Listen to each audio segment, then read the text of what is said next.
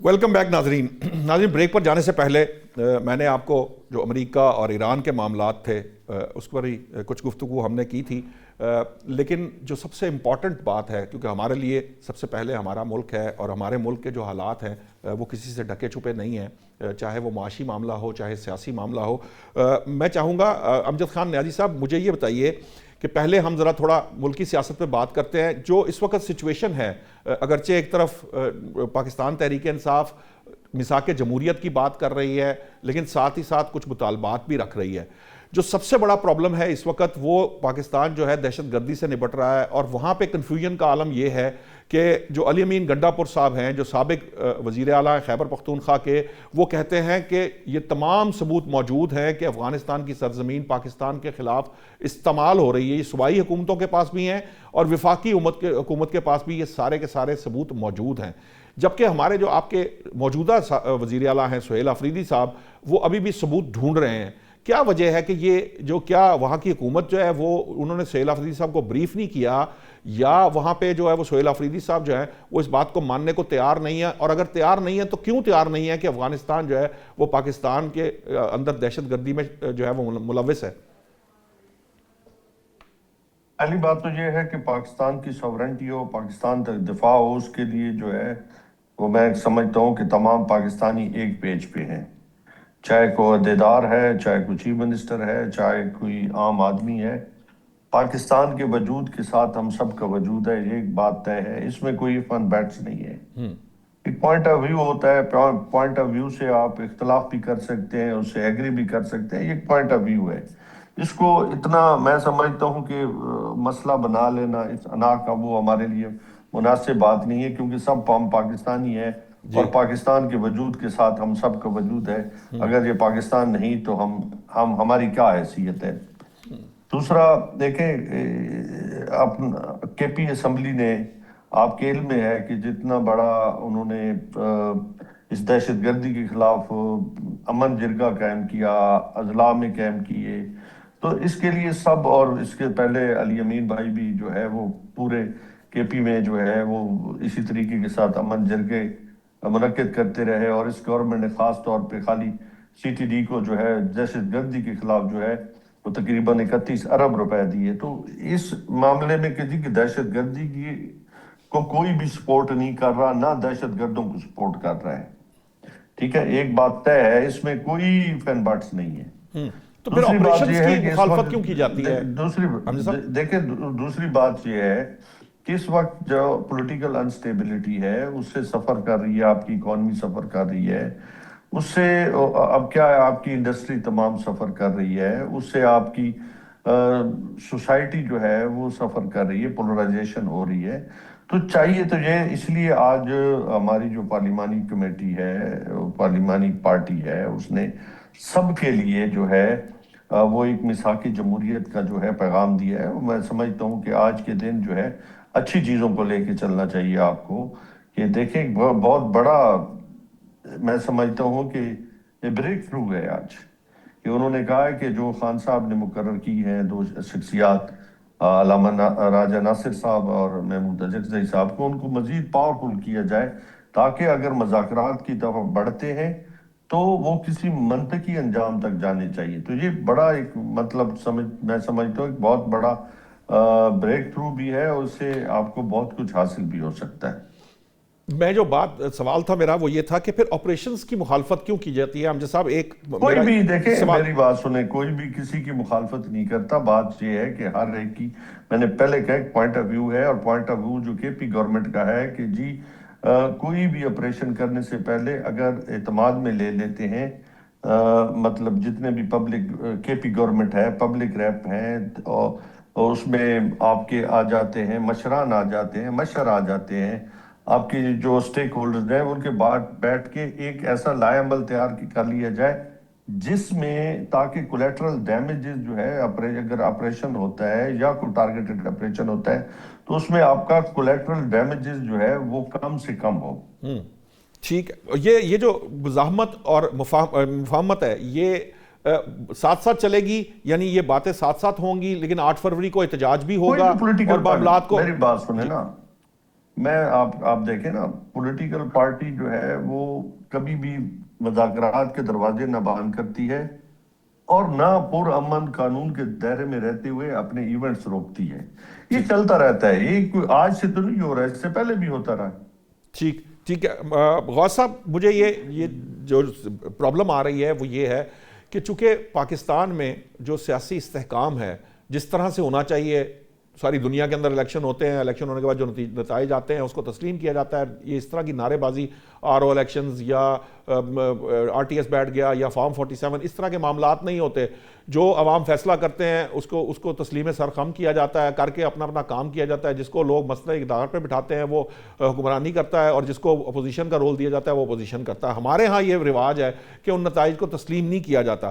اچھا، جو بات میثاق جمہوریت کی ہوتی ہے، الیکشن کمیشن کی ری شیپ کرنے کی ہوتی ہے، وہ تو سارا کچھ ہے. لیکن سب سے اہم جو معاملہ ہے الیکشن ریفارمز کا، وہ نہ نون لیگ کر پاتی ہے، نہ پیپلز پارٹی کر پاتی ہے، نہ پی ٹی آئی کر پاتی ہے، اور تینوں جماعتیں اپنے اپنے وقت میں جو ہے وہ حکومتیں کرتی رہی ہیں. یہ کس طرح سے بہتری آئے گی؟ یہ سیاسی استحکام کیسے حاصل ہو پائے گا؟ بسم اللہ الرحمن الرحیم. آپ کی آواز پتہ نہیں کٹ کٹ کے آ رہی ہے، میں بھی لگ کر میری آواز پوری آپ تک پہنچ جائے. جی پہنچ رہی ہے آپ کی دیکھو آواز. جی، ابھی بات پہ امجد خان صاحب کی میری طرح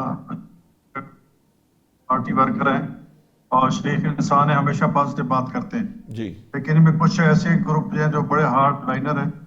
تو آج جو بھی بات کی میثاق جمہوریت کی، تو یہ بہت اچھی بات ہے. میثاق جمہوریت پہ سب کو اکٹھا ہونا چاہیے. اور ہم تو پہلے پیپلز پارٹی کے ساتھ ہمارا ہے، ہمارے اختلافات بھی ہوتے ہیں، نظریاتی اختلاف بھی ہے، سب کچھ ہے. لیکن ہم سسٹم کے چلنے کے لیے ہم نے ہمیشہ ایک دوسرے کا ساتھ دیا ہے اور آئندہ بھی دیتے رہیں گے. اگر اس میں اب پی ٹی آئی شامل ہوتی ہے تو ہم تو ویلکم کہیں گے. اور یہ ملک کا ہی اچھا شگون ہے. اور مذاکرات کے ذریعے، یعنی کہ میثاق جمہوریت کی بات اگر کر رہے ہیں تو یقیناً یہ ڈائلاگ جو ہے وہ ایک فروٹفل ڈائلاگ چاہتے ہیں. تو اگر ان کا رسپانس پازیٹیو ہے تو ضرور انشاءاللہ یہ آن ٹیبل پہ بیٹھیں گے اور ٹینشن یہ ختم ہوگی اور ملک میں سیاسی استحکام بھی آئے گا. اور جہاں تک الیکشن کا تعلق ہے، ہر دور میں ایسے ہوئی. جب سے ہم الیکشن شروع ہوئے ہیں 1970 سے لے کر آج تک، جی بلکہ 70 کے ایک تو شروع میں لوگ کہتے تھے کہ یہ بڑے فیئر الیکشن تھے، لیکن وہ بھی فیئر نہیں تھے. بعد میں پتہ چلا کہ اس کی وجہ سے ملک کو نفت ہو گیا، ایک عالمی سازش تھی. تو اس کے بعد جتنے الیکشن ہوئے، ہمیشہ ہارنے والے کہتے ہیں کہ دھاندلی ہوگی دھاندلی ہوگی. 18 میں ہم نے کہا آر ٹی ایس بلاک ہو گیا اور بلاک ہوا تھا. یہ سب یہ کہتے ہیں فارم 47 فارم 45 وہ بھی تو جو سسٹم ایک بن جائے تو ہمیں اس کو ایکسیپٹ کرنا چاہیے. 18 میں ہم نے ایکسیپٹ کیا کہ جی وہ کہ دھاندلی گئے، لیکن چونکہ ہم چاہتے ہیں کہ لوئی لنگڑی جمہوریت چلتے رہے، نظام تو نہ پٹری سے اترے اور کسی عامر کو تو آنے کا آگے موقع نہ ملے، ایسے حالات پیدا نہ ہو. اسی طرح 45 یا 47 کا چکر ہے. 2 سال تو ہو گئے ہیں. اب تو مستقبل کا سوچنا چاہیے کہ نیکسٹ الیکشن جو ہے وہ اس کی تیاری پہ سارے وہ بھی پی ٹی آئی بھی مرکوز کرے، اپنی کے پی کے میں اپنی کارکردگی کو بہتر بنائے. اور مجھے افسوس سے کہنا پڑتا ہے کہ پچھلے 2 سال میں کوئی ایسا مرکہ پروجیکٹ پارٹی نہیں کر سکی. صرف وہ سڑکوں پہ ہی ہے، کبھی اسلام آباد کی طرف مارچ ہے. علی بھی صاحب 1 سال کوشش کرتے رہے. اب یہ ہے یہ بنا کیا نام ہے ان کا، سہیل افریدی صاحب کبھی پنجاب آتے ہیں، کبھی سندھ پہ حملہ آور ہوتے ہیں. تو اس طرح حکومتیں تو نہیں ہے، تو لوگوں کو ریلیف چاہیے. اور آپ پھر یہ کہتے ہیں یہ ان کی بھول ہے کہ جی لوگ کس طرح ہمارے ساتھ کھڑے رہیں گے اور کھڑے رہیں گے لوگ. میں ایک منٹ غوث صاحب، میں آپ سے پہلے یہ امجد صاحب کی طرف جاتا ہوں، لیکن مجھے ایک سوال ہے. یہی ریلیف عوام جو ہے نا وہ حکومت سے بھی ایکسپیکٹ کرتے ہیں. اب ہمارے وزیر خزانہ صاحب فرماتے ہیں کہ جی انرجی کی قیمتیں زیادہ ہیں، اس لیے ہماری انڈسٹری کمپیٹیٹیو نہیں ہے. چونکہ انڈسٹری کمپیٹیٹیو نہیں ہے اس لیے ایکسپورٹس نہیں بڑھائی جا سکتی. ایکسپورٹس نہیں بڑھیں گی تو الٹیمیٹلی پاکستان میں ڈالر نہیں آئے گا. ڈالر نہیں آئے گا تو آپ کی اکانومی سٹیبل نہیں ہوگی. سرمایہ کاری بھی اس طرح سے نہیں آ پائی ہے. کچھ اشاریے مثبت ضرور ہوئے تھے، لیکن اب ان میں بھی بعض اشاریوں میں پرابلم شروع ہو گئی ہے. تو یہ جو عام آدمی ہے جس کے جو سخت فیصلوں کا بوجھ برداشت کر رہا ہے، اس کو کب تک حکومت ریلیف دینے کی پوزیشن میں ہوگی؟ پھر اس طرح پاکستان کا امیج دنیا میں بہتر ہوا ہے. آج تو وزیر خزانہ صاحب نے بالکل سچ کہا ہے کہ جی جس سے ہمارے پاس انرجی کی انڈسٹری زیادہ ہے کہ ہمارے انڈسٹری سارے جو ہے باہر جا رہے ہیں. اور ملک میں جو انویسٹمنٹ باہر سے آ نہیں رہی، کیونکہ جب تک یہ انرجی کے ریٹ ٹھیک نہیں ہوں گے تو ان تو کے سر یہ قدم کو ریٹ تو الیکشن وزیر خزانہ صاحب نہیں ٹھیک کر رہے ہیں نا، اسی حکومت نے ٹھیک کرنے ہیں، تسلیم کر لینے سے تو کوئی بہتری نہیں آئے گی. وزیر خزانہ یا حکومت کے جو ہاتھ ہیں نا وہ بندھے ہوئے ہیں IMF کے ساتھ.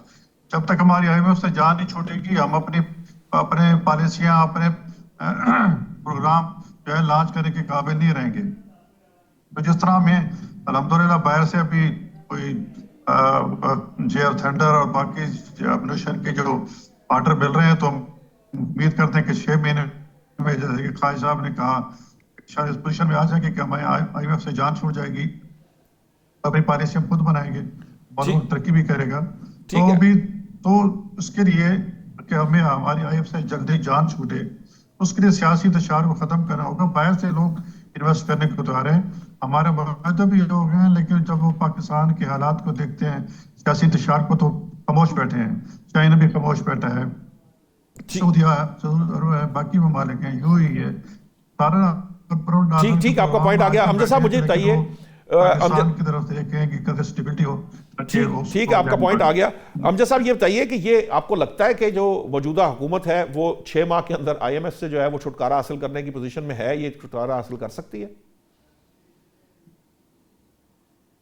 نشاد، اگر آپ کو IMF اور ورلڈ بینک اور SIFC کی رپورٹس آپ کی نظر سے گزری ہو، اور آج بھی رپورٹس میں میڈیا پہ دیکھ رہا تھا، تو انہوں نے تو کہا ہے کہ یہ جو نظام ہے یہ کولیپس کر گیا ہے اور نہ یہ ڈیلیور کر سکتا ہے اور نہ کرنے کی پوزیشن میں ہے. اس کی وجہ ہے کہ 12.5 کروڑ لوگ آپ کے پچھلے 3 سالوں کے اندر، میں یہ 3 سالوں کی بات کر رہا ہوں، فگر اٹھا کے دیکھ لیں، اسٹیٹکس آپ چیک کر لیں، تو جو خطۂ غربت سے نیچے چلے گئے، یعنی کہ ایک وقت کی روٹی سے چلے گئے.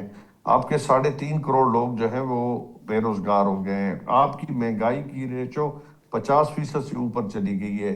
اسی طرح بے روزگاری کا جو گراف ہے وہ پاکستان کی تاریخ میں پچھلے 3 ڈیکیڈز میں سب سے اوپر چلا گیا ہے. اس وقت دیکھیں آپ کی سٹیبلٹی نہ ہونے کی وجہ سے ملک جو ہے وہ سروائیو کر رہا ہے، چل نہیں پا رہا. تو پھر وہی بات آتی ہے کہ جب تک آپ اپنا ہاؤس ان آرڈر نہیں کریں گے آپ کی چیزیں کبھی بھی بہتر نہیں ہوتی. اور ہاؤس ان آرڈر کرنے کے لیے آپ کو CBNs پہ جانا ہوگا. اگر آپ جمہوریت کو زندہ رکھنا چاہتے ہیں، آپ پولیٹیکل پارٹیز کے کردار کو ماننا ہوگا، تو یہ آپ کو کرنا پڑے گا. ادروائز دیکھیں آج آپ کے ہزاروں جو انڈسٹریز ہیں وہ اور کاروباری کمپنیز ہیں وہ پاکستان چھوڑ کے، آپ کے پروفیشنل پاکستان چھوڑ کے باہر جا رہی ہیں. کیا اس میں ایک بڑی کمال مطلب افسوسناک بات یہ ہے کہ آج آپ کے ایکسپورٹس پچھلے 3 سال پہلے جو کھڑی تھی اس سے بھی کیا بڑی ہے یا وہی ہیں؟ ابھی تو ہم تو وہ جو ہمیں ترسلاتے زر نہ آئیں تو پھر تو ہماری حالت بہت ہی زیادہ معاشی طور پر بہت ہی برے حالات ہوں. اگر ریمیٹنسز نہ آئیں ابھی تو ہم اس کے تو مجھے آپ بتا دیں، اگر اسی پہ چل رہے ہیں نا، جو آپ کے جو لوگ ہیں جو باہر ہماری اوورسیز پاکستانی ہیں جو پاکستان کی بیک بون ہے، اگر وہ ہمیں کچھ نہ بھیجیں تو کیا ہم دیوالیہ ہمارا نہیں نکل گیا؟ آپ کی جو پروڈکٹس ہے مطلب وہ انٹرنیشنل سطح پہ افورڈیبل بھی نہیں ہے. نہ آج کا آپ کا انڈسٹری جو ہے اس کو اس پوزیشن میں ہے کہ اس کو جو ہے وہ پروڈیوس کر سکے. لیکن ہم صاحب تو حالات آپ کے جو دیکھیں اس میں تو کوئی شک نہیں، اس کو بہت سراہا بھی جانا چاہیے کیونکہ پاکستان تحریک انصاف نے یقیناً یہ میں سمجھتا ہوں کہ یہ ایک سینسیبل بات کی ہے کہ نیا مساق جمہوریت ہو، بیٹھ کر بات چیت، لیکن ساتھ مطالبات بھی دیے ہیں. کیا اچھا نہ ہوتا کہ جو مطالبات ہیں اس کو تھوڑا بعد میں رکھ لیا جاتا، خاص طور پر یہ جو مقدمات کی بات ہے یا یہ مقدمات آپ کو پتہ ہے یہ کورٹ سے ہونے ہیں، پہلے جن CBMs کی آپ بات کر رہے ہیں پہلے وہ کا معاملات جو ہیں وہ پہلے پرائرٹی پہ رکھ لیے جائیں جن پہ بات ہو سکتی ہے، جس میں سب سے بڑا جو معاملہ ہے وہ الیکشن ریفارمز ہیں یا اس سے جڑی ہوئی چیزیں ہیں، پہلے ان کے اوپر بات کر لیجئے. آخر میں کہیں نہ کہیں مقدمات کے معاملات بھی جو ہے شاید زیر بحث آ ہی جاتے یا اس پہ کوئی کنسنسس ہو ہی جاتا. پیپلز پارٹی اور نون لیگ میں بھی کنسنسس ہو ہی گیا تھا، ایک زمانے میں یہ دستوں گریباں ہوتے تھے لیکن پھر کہیں نہ کہیں کنسنسس ڈیولپ ہو گیا تھا. نشاد، ایک بات ہے کہ اگر آپ نیشنل ڈائیلاگ میں یا ہارمنی میں سنجیدگی دکھاتے ہیں تو آپ کو سب سے پہلے اس کے لیے اقدامات بھی کرتے ہیں جو گورنمنٹ کی طرف سے نہیں ہے انفارچونیٹلی. حالانکہ تحریک تحفظ آئین پاکستان کے پلیٹ فارم سے خان صاحب نے 2 شخصیات، میں نے پہلے کہہ گیا کہ ان کو بھی یہ پریولیج دیا ہے، اور پھر آج ہماری پارلیمانی پارٹی نے بھی ان کو یہ مینڈیٹ دیا ہے کہ مکمل اختیار دیا جائے، یعنی کہ ہم تو سنجیدگی دکھا رہے ہیں۔